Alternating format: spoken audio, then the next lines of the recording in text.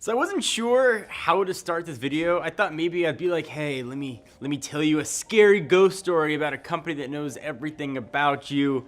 And I thought maybe I'll just do like a PSA. But what I want to share with you guys is how much Google knows about you, how you can see what Google knows about you, and most importantly, what you can do about it. And I'm not sharing this information to scare anyone out there. A lot of you might already know that this information exists. Me personally, I knew it was there, but I didn't know the breadth of what Google actually knows about me. And that's part of what makes Google and Android work, is that they can use the breadth of this information to customize the experience for you. So let me tell you how to find out what Google knows about you. Check out myactivity.google.com, and we'll link all to the stuff down below. The caveat here is you have to be signed into an account for Google to track you and not be using an incognito window. And there you'll be greeted by an incredibly scary history of what Google knows. So we were talking about this in the office, about what Google knows about you, and one of our editors, Niven, was like, hey, I was able to check all the stuff that Google's aware of. And I was like, oh, I'd be curious to know what they know about me. And I saw it, and then my jaw like hit the floor. He was telling me, he's like, hey, you know that it records everything you say when you do OK Google.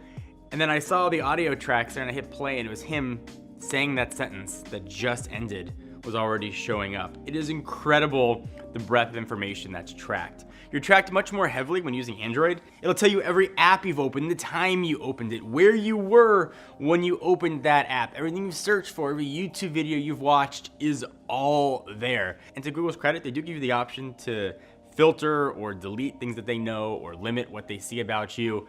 The caveat there, though, is that your experience with Android or Google as a whole might not be as complete as maybe Google would like. That's not all Google knows about you. Google.com/map/timeline gets even a little bit like stalkery creepy. It'll tell you where you were, not only like the location, like the city, like the restaurant you were at, who you were with, and pictures that were taken. So I went back and checked that history. When I reviewed the Note 7, I was on vacation with my family, if you didn't see that review. And it's told me that I was in Hawaii. It told me what restaurant I was sitting at in Hawaii. And then it showed me the pictures that I took while I was there. It also knew when I flew home. It is incredibly comprehensive and sort of borderline like you need a restraining order.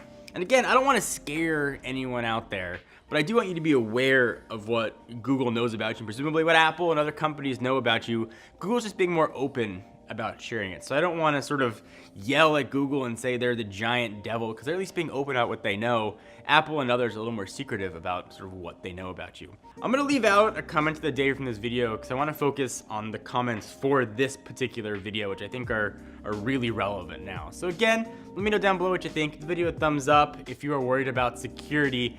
Until next time, I'm John Rettinger from Techno Buffalo.